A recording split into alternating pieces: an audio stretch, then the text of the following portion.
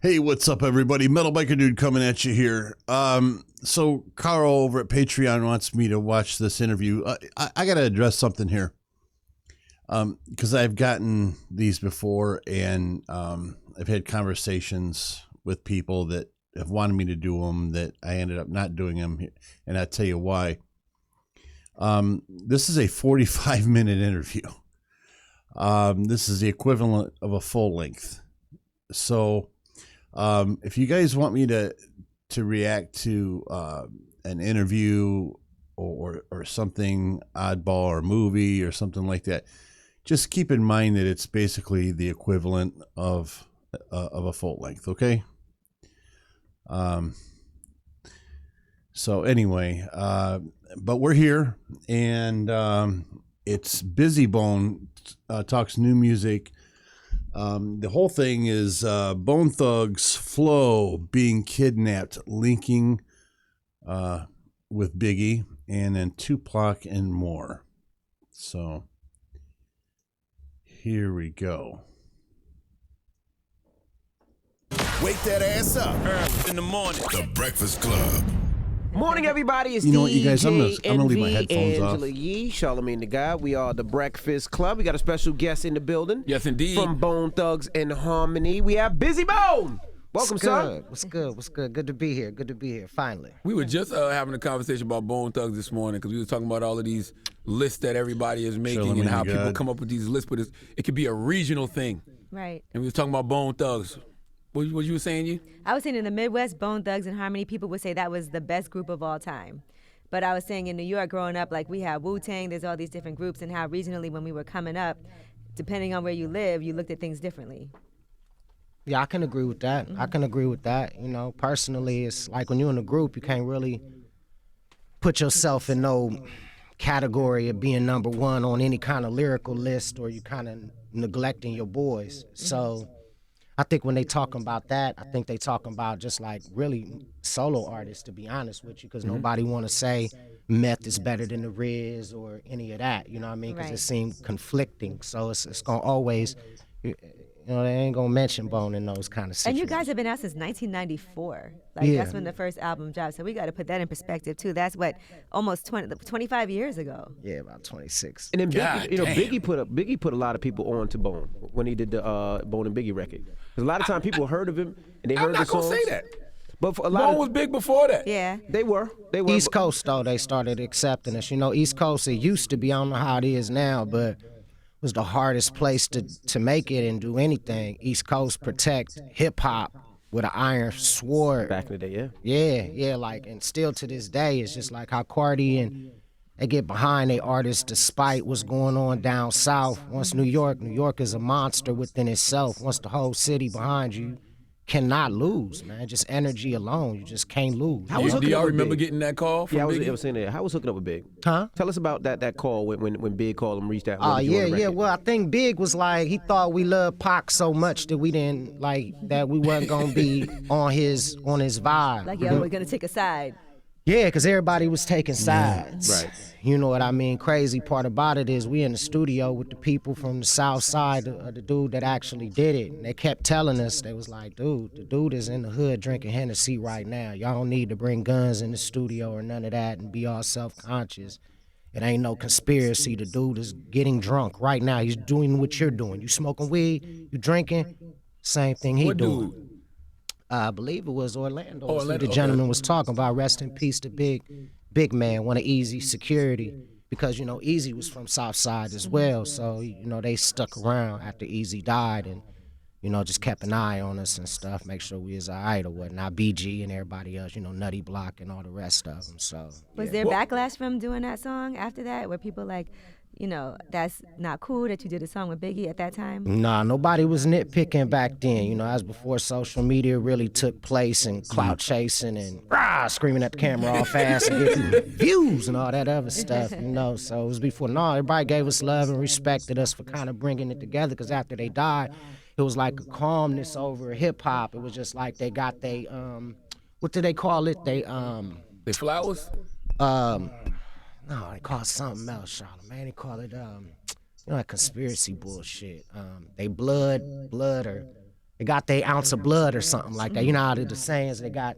Right, like it was a sacrifice. Or Yeah, something? yeah, like something like Illuminati that. shit. Yeah. They got they feel because everybody was just feeling real bad about it. Like it's just like what a shame. You know they was young, like 24 and 25, was just babies. They was kids. How remember was the that studio record- session? How was that studio session though? Oh, Because it we was see there's dope. one picture of y'all all in the studio. How was that studio? Talk us through that studio session. was and, dope. We and when was- you first heard Big's rhyme rapping like you guys. It was dope. It was dope. When we first heard him, it was when the track had started. But like the studio session, like I've been working on my rap, this particular verse for a long time. And I went in there and I just dropped it in one take. And Diddy was just looking at me like, I'm gonna fuck with him later on. And I just left the Listen, I'ma studio tell you after something. that. They gonna take that out of context on social media Why? because of Diddy. Trust me. Oh man, no. I did the song "Angels with Dirty Faces" with him, and yeah, you know, I was with him through You guys the have to J school Lo me on that days, reference and about all of that Diddy. other stuff, and Stevie J, and all of that. So you know, Diddy and me, we cool. You know, Now, What about the Pac record? Because that Pac record came out after Pac died, if I'm not mistaken. Right? yeah, we got in the studio That with was a him. gunshot record. Pow, Yeah, right? yeah, we had to clear that with his mom too, and really let her know, cause you know she was a stickler on it. But yeah, it was pretty much the same vibe. You know, I went in there with the Diddy record and Biggie. You know, we put our I shit can down. relate to that because when I'm putting stuff up on YouTube, I mean, it automatically, and I don't know what she did because there's only a few that it's like automatic. Either it gets blocked automatically or it gets demonetized automatically. Sometimes it takes a few minutes. But that one there, as soon as it says uploaded, I get an email saying it's been demonetized. I mean, every video I do anymore is demonetized, but I'm guessing she's got something going on there with the record company that just makes it so automatic. Down, he was showing us love, and Biggie went and did his Even thing, like and the with Pac, interviews I was in that the I did of studio him, with him, they're pretty all much the same demonetized. thing. He taught me work ethic though, like he taught me work ethic. What he taught me, I brought into the Biggie song. You know, and rightfully so. I get that. I have no problem with that.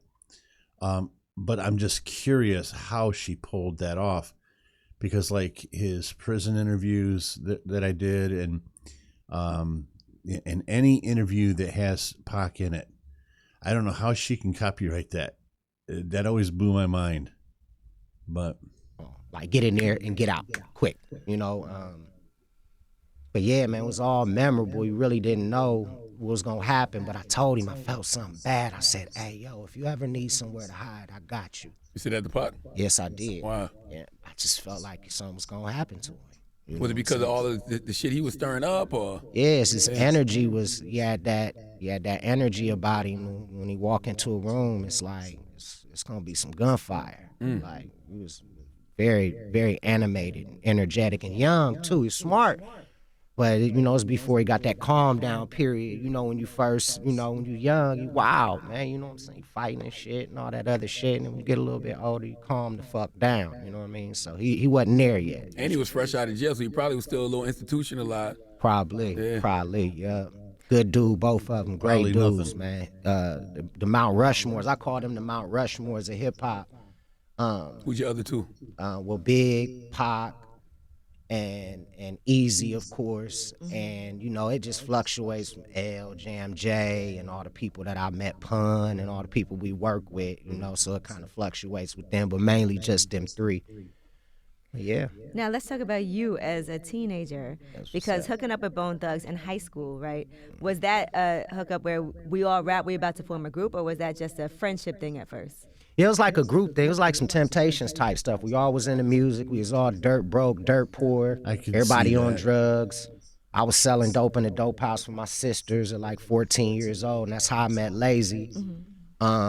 And I wrote a little rap on his, wrote a rap for him, and he came over to my house, come pick me up, and I never went back to the house. And we still sold dope here and there just to eat or whatnot, but I never went back that route to the house. And we just came together organically, and we, you know, we was hungry and everything, we was struggling and everything, but the music meant a lot more to us. You know what I mean? It just that's usually how wasn't it even a works. hustle. It was just something that we did, and we knew we had a new style. And I've said this before, you know, I don't care what genre it is, metal, rock, rap, hip hop, doesn't matter.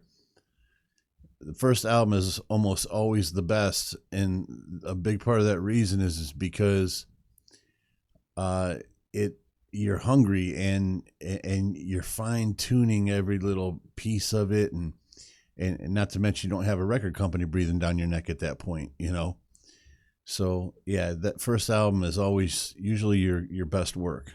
Everybody told us, it was like, man, if they can just, soon as somebody hear y'all gonna be on. When did y'all develop the flow, the fast? That ain't no flow. That's a harmony. Yeah, the harmony. Y'all was like a quartet, like a real R&B group that could rap. Yeah, that could rap. Right but on. it was different than we've ever heard. That's probably the best it was, way to explain it started That's out better than Motown. the way I've we tried to from explain Cleveland, Cleveland, Ohio.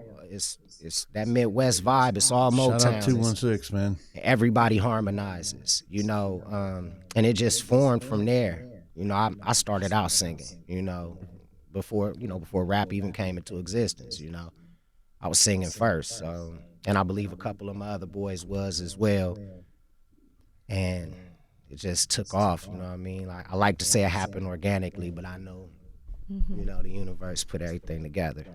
Even meeting those other three, like it wasn't one of y'all that was doing that one style, and you was like, "Oh, that's dope. Let's all do that." Well, Lazy like that he started said the it off, universe. but he started it off a little different. He came in, said me hype them up and strike them up and give it a what they like.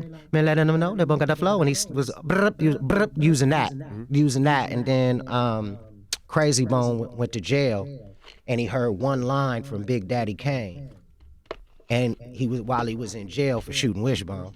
While he was in jail, For shooting Wishbone. We'll get to that in a minute. it was an accident. It was an accident. I'm sorry. What line was it that he heard from King? I forgot. I don't know which one it was, but he heard one line and he said he felt like, why don't I take this one line and make it a whole rap? And that's back when everybody was iggity everything. Everybody So the was Dots Effects. everybody was iggity, Dots and they didn't Effects. know how to. Yeah, they didn't know how to bring together the elements to just keep saying real words. Don't use iggity. Just keep saying real words. Don't say iggity. Whatever you do. So, and you know, sometimes artists get lazy and they just want that chime instead of them words or whatnot. But yeah, and then it just Crazy brought it to the table. It's like, we all need to do this. We all need to do this. We was already harmonizing, and it just came together. And yeah, And who shot Wishbone? Cray. Why? Because we was out robbing people, and they got in the car. Like, Wishbone came over crazy, like, I'm finna go to jail. He did something, finna go to jail about something. I don't know what the hell he did. Came in crazy, we about to go to jail. And first we robbed, first dude we robbed, hit him with the 12 gauge. And the next guy that we robbed, we didn't have no more bullets. We had like 1 or 2 bullets in the gauge. We had a bag of bullets in the car, so we was excited because we had robbed somebody with a bag of 12 gauge shot, bucks. And me and Lay, we was about to rob this house up from Lay mom because they was fucking with Lay mom. So we was gonna go in there. We heard they had Uzis and shit up there and whatnot. So we was gonna go rob their house and shit. So we was just waiting on Wish and Cray. And we driving, they had 2 stolen cars. So we driving, me and Lay driving and shit. And they just drove past fast in the van. At that time, that's when he had shot him. Shot him, clean shot, because he kept loading the shit up. Kept loading it up. It was only 6 that could fit in that motherfucker. So, and then he had his finger on the goddamn trigger. So he shot Wish clean through his leg. Man. Right, clean shot and shit. And That's the best way, though. and that's how it happened. We found out the next day. But it was an accident. Oh, it was totally an accident. Yeah. It was totally an accident. They the best of friends now. You can't see one without seeing the other. I wonder if they can laugh about that now. Yeah, they boys. Remember you shot me? Yeah, you shot me. Yeah. So you took him to the hospital. When he went to the hospital, they arrested him at the hospital. No, yeah, that's exactly what happened. Yeah, that's exactly what You happened. just got to throw him out, be like, yo, Yeah, because he kept telling him, throw the gun out, Ant, throw the gun out. And Ant was just crazy. He was just like, he thought he killed him because it was so much blood. You know what I mean? You know, they was still looking out for each other, you know, all the way there. They drove the stolen car to the hospital. They drove the stolen car. Hell yeah. And then the guy dropped charges. That's awesome. Crazy, he was a pastor, preacher pastor. And he just dropped the charges once he Wow. found out what happened to us. He was like, or happened to them. It's like, I ain't gonna press charges on these boys. Crazy went to jail though. Anyway, so.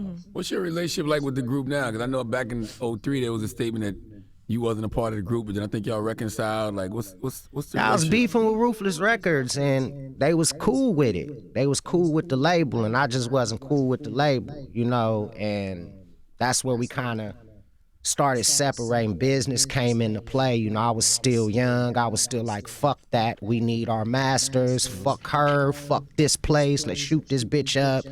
We got goons. Everybody, let's kill these motherfuckers and let's get our shit. You know what I'm saying? And they're just looking at me like, B, man, what the fuck are you talking about, my nigga?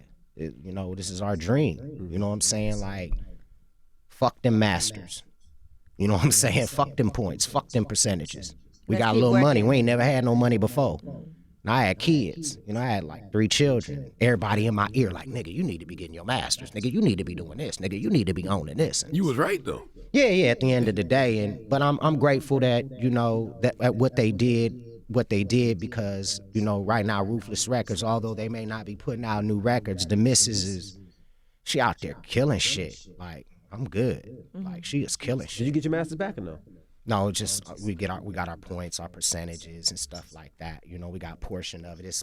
I think it retorts back to us. I think in actually like 7 months now, because it's been so much Oh, time. wow. Yeah. So, but And she you had been your first killing shit. You had your first child at 14 also, right? That's right. So what was that like? Because that's around the same time that y'all was just hooked up as a group. So how were you as a father at such a young age? I was a foster kid, and She's really cute, man. I wanted to be better than who was raising me, I guess. So it became a vendetta at first. Being a parent became, I'm gonna be better than that motherfucker. That's right. You know what I'm saying? I ain't that. I'm a good daddy. You know what I'm saying? Blase skip, and then I was working for this local record label that we had put some stuff out with, passing out flyers and making $15 a night on cars, $45. I get Similac and Pampers, give me a little pack of cigarettes, bullshit ass beer. That continued. So I always been hustling, and I've been a daddy ever since. Like, you know, once you're a father, you're never not a father. Right. You know what I mean? I got grandkids, you know, by the same children that I had. Wow. Yeah, my You're a grandkids. grandfather. Yeah, I'm granddaddy. Did they make you feel old? Because you don't look old at all. Nah, I don't. You know, I don't. You know, I feel, Well, you I just shouldn't. kind You of feel started like young. just like a musician. I kind I of did look at too. the rock and roll groups. I look at Jay-Z. I look at the people that are my elders and my peers, and look at like what to strive for. And then I'm the youngest guy in the group, so I'm always gonna, you know, have a little slight edge of youth over my boys. So that give me a, you know, enough room, you know, to maneuver and shit. But I don't really think in that context. How You many know? grandkids do you have? Huh? How many grandkids do you have? 6. 6 grandkids. Damn. Wow. Oh, you a granddaddy. Granddaddy. How many That's my kids do you granddaddy. have? Let's see. Non-biological, can I count them? 16. 16 kids? Yeah. Wow. Oh, 9 biological and then 7. Okay, I get it. Yeah, non-biological ones. Like 16 children and 6 grandbabies. So Wow. I'm at That's a 32. blessed life. What kind of family reunion is that? every That's year? crazy. You should see it. Thanksgiving and Christmas is popping. Yeah, it's popping like a motherfucker. I don't even turn my phone on no more. It's all gift cards in this motherfucker. All gift cards. You went through a lot at a Remember young that. age, right? And things that you didn't even know about when you were young until later. Right. So how was that for you? Like, did the guys in the rest of Bone Thugs, did they know about those things at first? Or was it something that it took a while for you to express, just even, you know, being kidnapped Yeah, that fucked them by up. your own stepfather? Yeah, that fucked them up. Yeah, that fucked them up. Like, they actually thought I was like clout chasing and shit. Like, when I put the music out, there was actually like, what the fuck are you talking about? You never talked to us about it. Yes, we niggas. Shooting and robbing motherfuckers, man, you crazy? I'm finna talk to y'all about that shit. It's all sentimental and touchy. Man, don't talk like that around people like that, man. You know, my boys what they used to be, hunters. That's the best way I can describe them. Like, hunting people at night. So you couldn't show no vulnerability Hell around no. them. Oh, Yeah, man, I'm a yeah, hunter with you. Shit. Word. Right. But then it comes out in the music and they hear it and they're like, what happened? It just kind of changed the landscape of our relationship because I started going into another direction. I started doing the Make-A-Wish Foundation and shit like that and shit they not ready for. Like, my boys ain't into reality and vlogging and all the rest of that. They lane just isn't that. So, yeah, it changed everything. Did karma ever come back? You know, some of the people that you were hunting? ever come back and say, yo, that was the dude that robbed me. Now he's in the group. Now I got to get him. Well, I mean, shit. I had such a light voice back in the days, they thought I was a girl. The guy I was robbing motherfuckers with was 6'4", 6'5". Drop down, give me your shit. They thought it was just a girl in Cleveland robbing everybody. Just trying to get everything. And you had the long braids too? Yeah, man. I had my hood on. I was doing my shit. I had my dirt on. I had my hood on. Tied up and shit. You know what I'm saying? But yeah, I think karma came back a few times for us, and you know, there's a couple of things that needed to be paid, a couple of debts we needed to pay off. Universe so a and couple of karma lawsuits didn't surface and stuff like that. But right on. Yeah, some shit. Yeah. What happened? How did it affecting you when you got kidnapped? How did that affect you? Like later on in life? It made me tough as a motherfucker because it was like news cameras was coming in, and then right after that, I wound up getting abused by the dude my mom was with. And he was supposed to be like my real dad, and then I wound up going to a foster home, and it was just like a downward spiral all the way up until I met Eazy-E at like 16. At 16 years old, everything was just like fucking terrible. Like my life was just fucked up. You know what I mean? How old were you when it was on America's Most Wanted? See, I was kidnapped from 4 to 6. We was going like 15 months. I had a birthday around that time. So about 15, I was like 6 years old. Right. And America's Most Wanted worked? Like when your story was featured on there? Well, what happened was the guy John Walsh from America's Most Wanted, he was just getting started. His son had got kidnapped, Adam Walsh, and he was putting out this movie, and he was fighting to put kidnapped kids at the end of the movie to show at the end like a whole bunch of pictures. And my mom was able to get my picture to him, and I was in this reservation down in Oklahoma, and with my babysitter, and it came on TV, and she called the police, and our names was changed. I got vaccinated like 2 times and shit. I'm sick as hell and shit. You know, and your mom never stopped looking for you though. Never. They gave her a lot of flack because she was an Italian woman, and they was like, "Yeah, that's what you get for messing with a black dude." You know, so it was fucked up back in the days. Like motherfuckers was prejudiced than a motherfucker. Right. You know, again. Just real quick, I don't know if you're aware, but Black Lives Matter. And shit they own. You know what I'm saying? So she had to fight. She got a couple of laws changed and shit.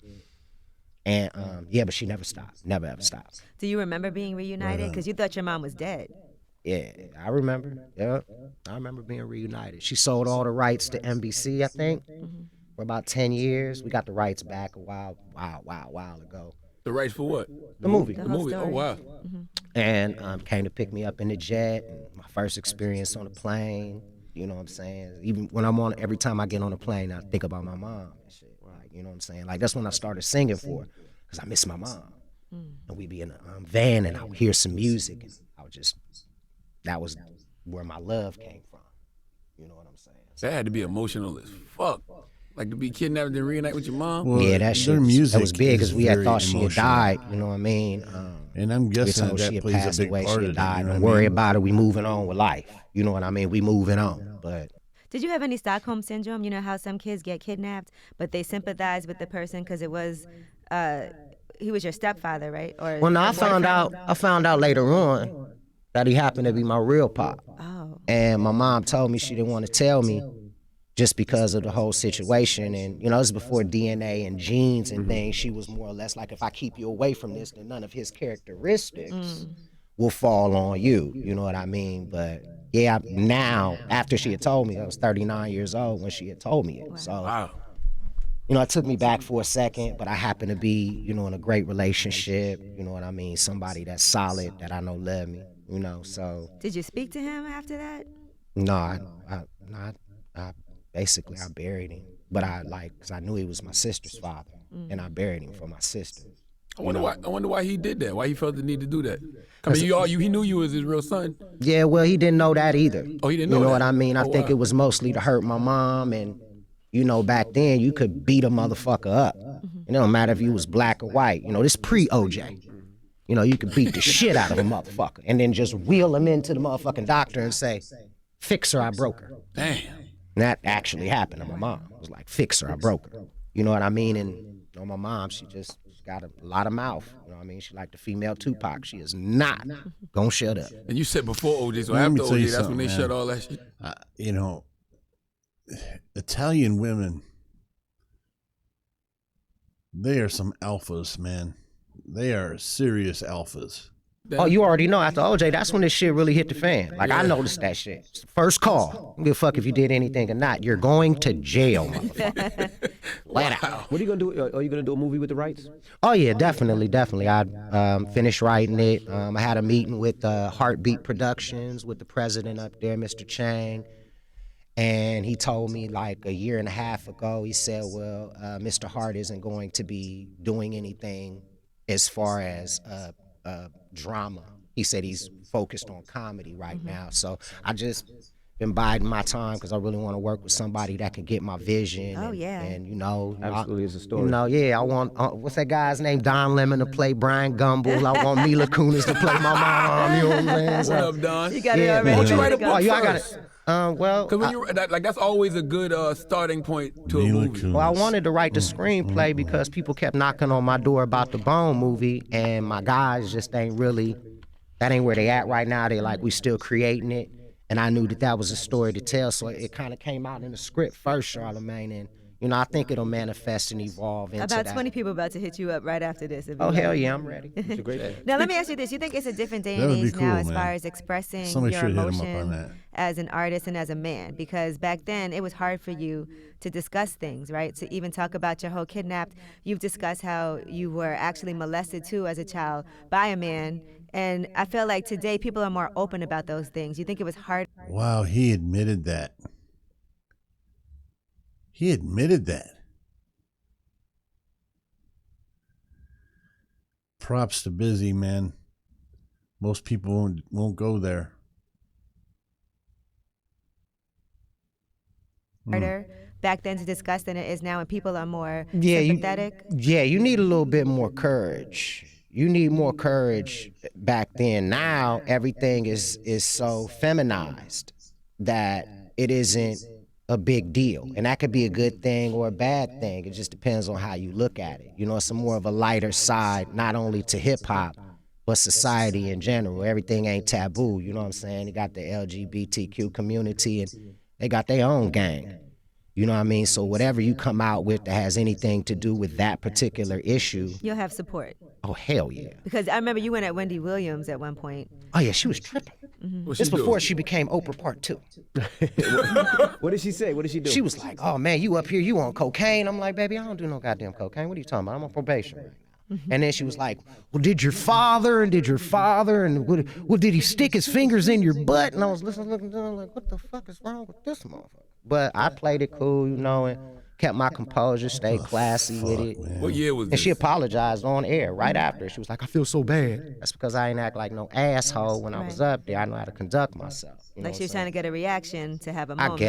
I guess, you know, I don't know what she was on. Maybe she was having a bad day. Maybe old boy was cheating. Maybe on she her. was That's what I'm on saying. She coke. might have been on cocaine, depending on what year it was. I don't know, but it's good to see where she at and what she evolved to. I'm a dude, you know, so take a punch, you know what I mean? So, yeah, I'm good. And what You know- happened you know with what- 20, hold on. happened with 21 Savage and Amigos? You were upset. Oh, here we We went over go. a lot of good stuff, man. Let me tell you something, man. Like, we not digging into a lot of with good that. He said we should be digging in on these Yeah, motherfuckers. there's a lot of stuff. No, Props for well, that, shit. He said he was gonna fuck my homeboy's wife, and then Offset said, "Throw your M's up," and talking about money and shit, and then he said, "Y'all should be kissing our feet." He put the legends, nigga, we the only ones talking to y'all. He said, and then I was just like, all right, man, fuck this shit. I'm So, finna say something. how did this all start? Because it seemed like you were addressing them, but you weren't trying to be condescending at first. You think things got taken out of I addressed it on like Facebook and you know made a big ha ha ha about it. Came at Big Boy. He's my guy. You know what I'm saying? And it kind of got taken out of context, but you know I kept trying to keep it classy. And then I guess old boy went on Big Boy, and then Big Boy, you know, feeding that goddamn dragon. He said, "So do you still think you're the best group ever?" And then he said, and then Lazy, He woke up on one and said, y'all niggas need to shut the fuck up. Mm-hmm. But And that's when the way they supposed to feel, though, right? Hell yeah. I mean, hell yeah. Hell yeah, definitely. Yes, no slight to them guys. You know what I'm saying? Lay's kids done took pictures with him. I done took pictures with him, and it's all one alma mater. Yes, huh? That squashed it out and everything. Oh yeah. You know, 21 Savage apologized to Lil Lay behind closed doors. I said what I said. We moving on, man. Let's keep it pushing. But you talk about it on this new album, Carter. Hell yeah, I wasn't gonna like just erase those songs. Shit, that was some LL Cool J shit. I said, shit, these motherfuckers. I feel like this is some cannabis and LL Cool J shit. You know, it's like they gave me a little inspiration. So I appreciate them guys because they, you know, they really made me get into my bag. And I'm in my bag so much that, like, just putting out projects right now. So I love You think this might reignite something? Because you did put this out and there's a few different references. Hey, man, shit. I don't really think nobody lyrically want to fuck with me, you know, anyway. Like, I don't really think nobody lyrically really want to do shit with me, you know. So I, for their sake, I hope they don't say nothing. Cause I ain't dig in, like I ain't go in, like go in, like I can go in, like I can go in. But yeah, I hope not for their sake. You know, you talked about doing a Bone movie. Do you think the Straight Outta Compton film accurately portrayed Easy? I don't know about accurately portrayed him, but it was one hell of a movie. I had to walk out that motherfucker. Really? I got emotional and shit. Couldn't believe it. It felt like Easy. It really, really did. That dude did a great job, and for such a good movie, a great man. career to mash it in together. And Cube still shine, and Dre still shine, and Yellow shine, and Ren shine, and Heller shine for whatever he was shining for. And all these motherfuckers to shine like that, that shit was positive. I loved it, and I think it did, Charlamagne. I think it captured just what Eazy-E would have wanted. I think he's smiling at that particular What about project. Jerry Heller? He didn't like his portrayal. What'd you think about that? Jerry Heller is a different guy. He didn't feel like he was wrong about anything. He felt like he protected Eazy to the fullest. Look, I cleaned up all your drug money. I taught you the ins and outs of this shit. You need to be getting all the money. So it's basically, if you flip it, it's just like telling Dre, give Eminem half of your shit. Or telling Q, give Mac 10 half of your shit. They understand now what Heller was telling Eazy then. You dig what I'm saying? Because it was all Eazy-E money. But they was more on some, man, we niggas, we homies. You know what I'm saying? I want my shit. But it was business. Man, it was business like a motherfucker. What was your You know what I didn't relationship? understand? I didn't understand in the movie when Eazy went broke. Business and music are just inherently at odds with each other, and that's the unfortunate part of, and much more so in rap and hip hop, because usually, almost in every case, if it's a group or a group of people, like at Death Row with Dre and Snoop and Corrupt and everybody, these were boys. You know, they were boys from back in the day.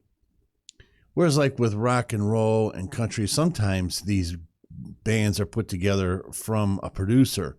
You know, a producer goes say, okay, well, listen, we got a great guitar player and a great vocalist. Now let's go grab us a drummer and a bass player and maybe a rhythm player or a keyboard player. And they build them in the studio, basically. And that's not always the case, but it's the case much more often than it is in rap and hip hop. So,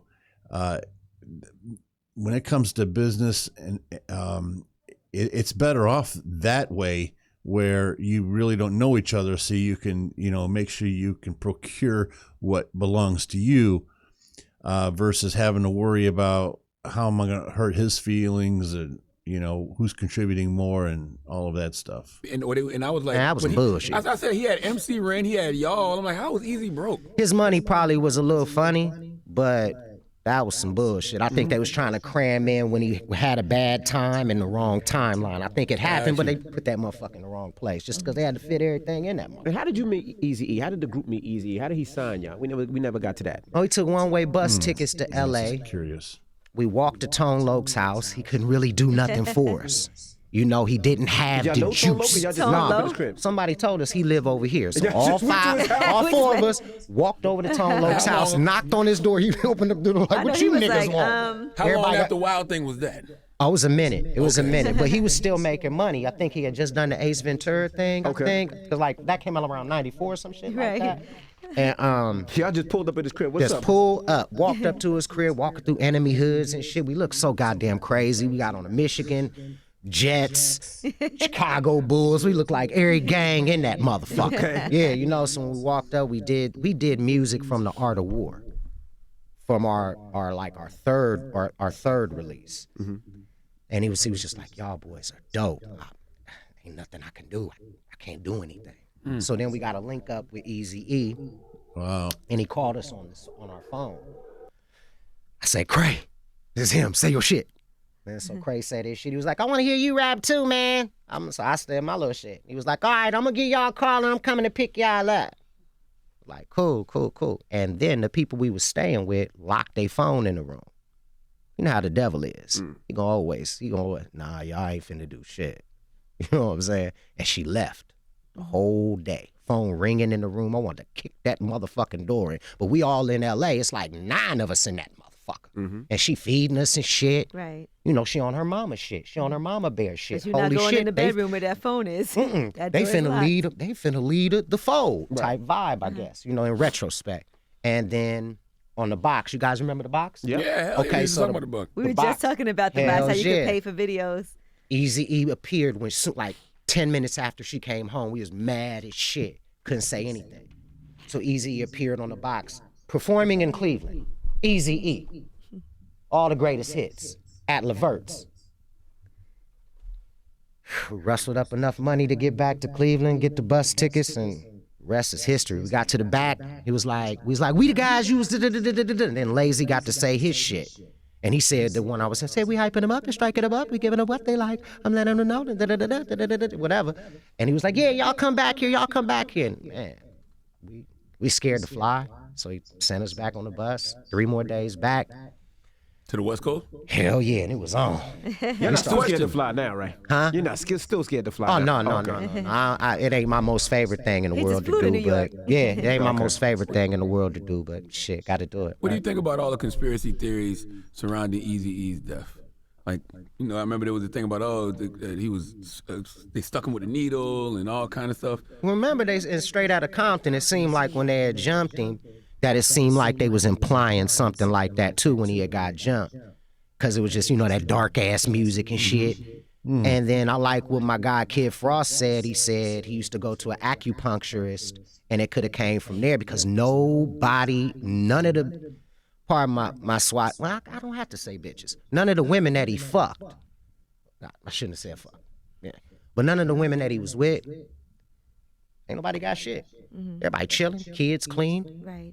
board of health, healthy as motherfucker. So, yeah, I don't think Heller did anything. I don't think nobody that Heller was messing with did anything or any of that. I just think that would defeat the purpose. And the that show was his said something, cash I think it cow, was, so. I don't know if it was on Jimmy Kimmel. He said something to the effect of, you know, we stick you with the needle now. That's that Eazy-E shit or something. Yeah, like man, that. Sugar's a scary dude. So I'm not surprised. I'm not surprised at nothing that guy says. Did y'all have any run-ins with him? No, I had a run-in with Death Row back when it first jumped off. I was with my homeboys from the Black Hole of Watts, and it was some little kiddie shit, but everybody became friends after, like, Pac passed, and, like, Snoop when he was leaving and he was going over to Master P. It was like everybody just started becoming friends and shit, like, because we all in the same neighborhood. We all running around with the same kind of cliques and sets, and it's all Crips, only Crips and Bloods, and you know, the Mexican gangs out in that motherfucker. Them the only things that's out in LA. So once you know, like, a serious set, and they like, you fuck with my niggas, it's gonna be war up in this bitch. Everybody chills what we call the fuck out. Was it always the plan for everyone to go solo from the beginning? Yeah, Lazy was solo first. Like when we did our first local shit, Lazy had his own Lazy Bone production. Lazy Bone appears courtesy of Productions, and then Flesh went solo first, really, and he hit big with Russell. You know what I'm saying? Russell put like $2 million in his pocket. Like, I was like, God damn, Russell, you rock. And then after that, we all just did our own solo things together. like signed together up under the same kind of tag. What was it? God damn it, Relativity. They ain't around no more. They Koch Records now, I think. So I saw you pondering on social media whether or not you should try to sign a major label deal or stay independent. yeah, I think I'm thinking independent. It just depends on the situation. It's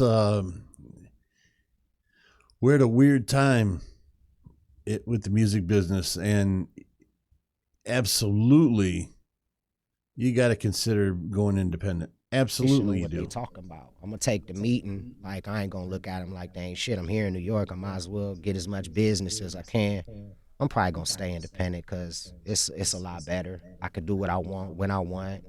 You And own you it. know, I couldn't wait to tell DJ Envy about my work, about my entrepreneurial shit. You know what I'm saying? Like as far as running ads and doing campaigns and really learning about it and watching the tutorials and getting knee deep in it. It's not quite real estate, sir, but it's that grind. It felt so good to just see the results, and I ain't gotta pay nobody nothing. It's really And amazing. your kids and your grandkids. Oh yeah, and all they the money goes to continue them. off of it. You know what I mean, though. The record labels and blah da da da da da da. You know what I mean? So And Carbon Monoxide hit the charts. I saw that Congratulations on that. that's right. That's right. I hope I got y'all some. I brought y'all some records. That's what I wanted to do. I got you three that's cool. personal. You know, because CDs sound a little bit better than. Here, sir. This one Where is am I for gonna you. listen to this at? Man, you Busy? got to find somewhere to listen. The best I have a quality. CD sir. player in my car. Get you a CD in your life. All right. So y'all wanted to let everybody know. Don't you a let the CD in CD your game life. fail you because the sounds that That's true, you though. know on social media, not social media, excuse me, but The difference between a WAV file and a MP3 file is magnificent. It's a huge difference. And listening to something on a CD, CDs could be an AIFF file, it could be a WAV file, it can be a MP3, but generally you don't put an MP3 on a CD. But like when you're listening through Spotify or YouTube or whatever, it's basically a low quality MP3, So there is a big difference. But what do they The call streaming it? services. Yeah, the streaming service. They ain't the same sound. It Especially ain't- if you got a lot of depth You to don't your get the production and- crispiness because it dummies down every time you transfer. It's just like with a picture. Like you shoot something on a camera and you quality. email it to you, it's cool. But then you take your email and email it to him, and then you email it to her, and it's grainy than a motherfucker. Right. So every time you transfer, and that's something for you youngsters out there to understand, transfer right from the source. Dropbox is probably the best route to go. Let me ask you a question. Why do you think Cleveland didn't prosper more in hip hop after y'all? I think because we were such a juggernaut that MGK and Kid Cudi and the rest of the guys, Ray Cash and a few other youngsters out there, Rick really, had a hard ass record. I'm a pimp right. in my mind. I don't think they were able to get from up under the Bone Thugs and Harmony brand. The brand is crazy. Anybody that comes up under it normally get fucking squashed, and they don't get to flourish and become what they want to become. And because it always goes right back to Bone Thugs and Harmony, So that's one thing I've been trying to work out for my children, for them to understand how that works. But yeah, that's why I just think. I agree with you, and I think that the bar y'all a set, good just theory. as far as the talent level, it was so different. That's what people were expecting from Cleveland, something that was that groundbreaking and culture shifting. Yeah, I think so as well. Plus the style and bringing easy to the It neighborhood. was the style, is what it Just was. fully representing it, I think. Yeah, and then now we got the Rock and Roll Hall of Fame out there. Then LeBron was a whole nother enigma. Sure, yeah. So it's like, man, fuck that music shit. It's LeBron. You know what I mean? You got the Browns and the Cleveland Indians. So I think when you add all that shit up, man, it's hard to breathe out in that motherfucker. It's very hard to breathe. When you talk about your trauma that you experienced in your childhood, does it make you feel free? Is that like therapeutic for you? Oh yeah, definitely. It helps me a lot because a lot of people come past me and say, I appreciate it. I really appreciate you coming out and saying what you saying. I feel better. I don't feel so self-conscious about what the fuck I went through. So yeah, it really does help. Plus the everybody else that's really going through some shit. in their life. You know what I'm saying? So. When people was calling Bizzy crazy because he was drinking so much and wilding, was it because you was trying to like suppress that trauma? I think, as I look back, I think that I think it had a lot to do with it. You know, just trying to shake those voices and shake those demons off and just plow forward. And being able to bury it in a bottle of alcohol was always an easier thing to do. You got to man up, though, when you get a little older and your liver and your body start talking to you like, okay, you had your fun. You want to die or you want to do this shit? Word. And I'm sure the music is therapeutic. When you came out with the guns, did they really come to your door? Hell yeah. They were on live like, be careful, you can't have that shotgun. Damn neighbors is some fucking snitches, man. God damn. So your neighbor seen Your neighbor you was alive? 6'9"? Goddamn neighbors are snitching like a motherfucker, man. But I mean, it worked out for the best. And I was just tripping. I was tipsy and shit. My father-in-law, he gave me this brand new Winchester, like worth $3,000-$4,000 and all kind of guns and shit. So I was just feeling myself. And You lucky you alive. yeah. After that. Yeah, well, you know, I got bae. When she told me that shit, I started, like, for some reason, I started throwing the guns. I'm like, this shit legal as fuck.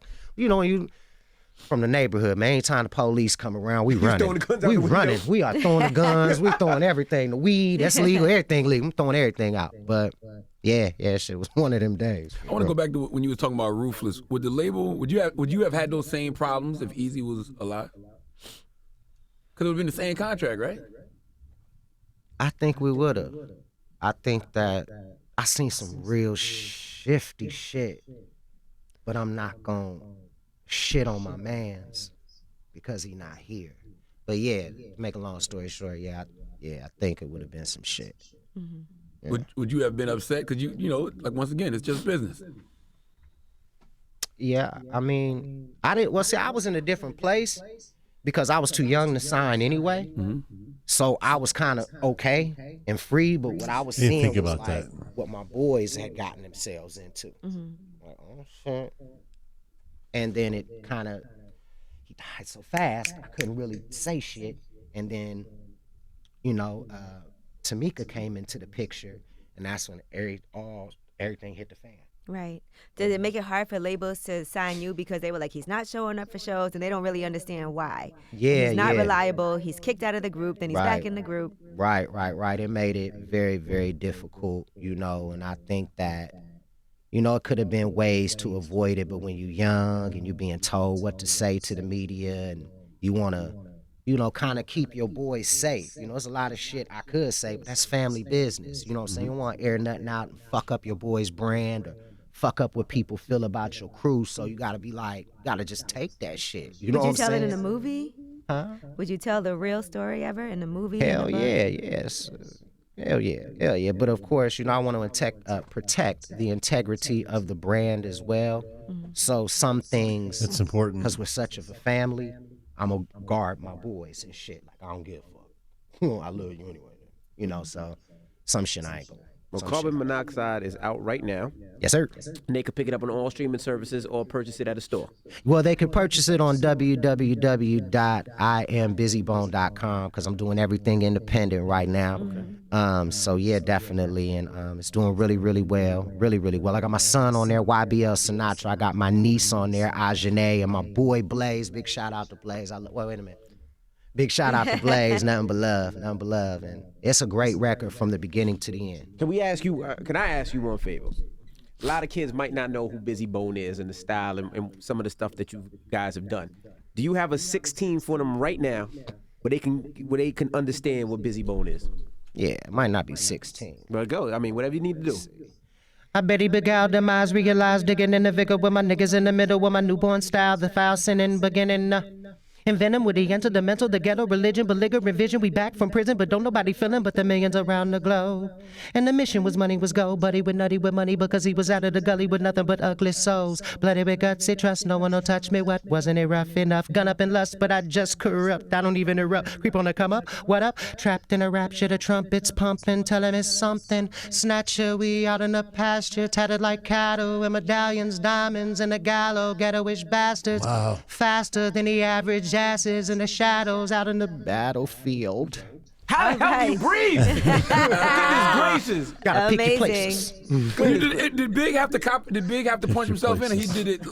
He pushed yo, himself. He had to I push don't know. himself. You Oh, know, you wasn't in the studio? Diddy is a master, Okay. so I think I just think he Chef Boyardee that shit. Like, I think he put it together. I don't know. I don't know if he just ripped it, because Big was really, really talented. For Yeah. a big dude, he could carry a verse, so. Well, this is one part of our job that we love, sitting down with somebody legendary like Bizzy Bone. So we so much appreciate you for coming through. That's No, right. I appreciate you guys for having me in. And, Yes, sir. do I do my social media shit? Yeah, Of go course, right ahead. please. Okay, yeah, so if you want to check us out, first of all, make sure you follow all my boys, Lazy, Crazy, Wish, Flesh, Bone Thugs, and Harmony, all the respectful. All right. So, very, very cool. And extremely enlightening because I gotta share something with you guys. I've mentioned this maybe one or two other times, but I'm guessing a lot of you don't know. But when I see like interviews and stuff like that pop up over on the right hand side of YouTube, I've checked some of those out before, and I like doing that because it really gives me a true backdrop of who this person is. You know, for instance, Lil Wayne. I know he's got a podcast. I've listened to a couple of his podcasts.